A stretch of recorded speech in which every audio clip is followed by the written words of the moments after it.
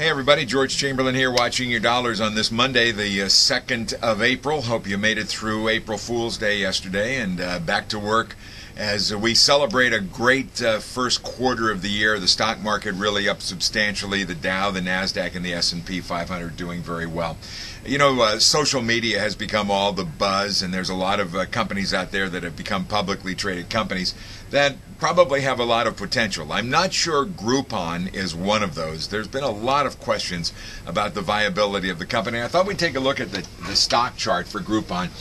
This goes back to when it first went public. It went public in November. I think it was November 4th of last year, so it's less than 6 months. You can't really see it here, but the IPO was priced, I think, at around $12 or $15 a share, and that first day it jumped all the way up to $31 and change, and then it collapsed after that. Here we are dropping down before the end of the year, before the end of the month of November for that matter, down to around $14 a share. It's bounced around, gone up and down ever since then, and today has taken a pretty good hit. You can see it's that's great, down a couple of bucks, down $2 to $16.18. So it's struggling today. The company came out and said that their sales are not strong, their earnings are not strong, and when they make their official report later on, it could be disappointing.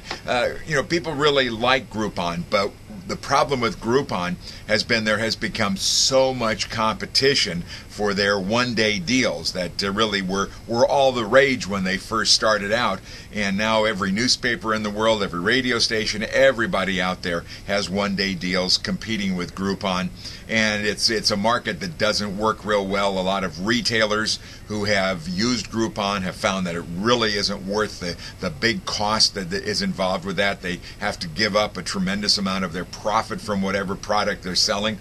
So it'll be interesting. I'm not suggesting it's not going to make it. There are a lot of people who think that, but the stock certainly is some kind of an omen of perhaps what's going on there. Watch it carefully if you're interested in investing.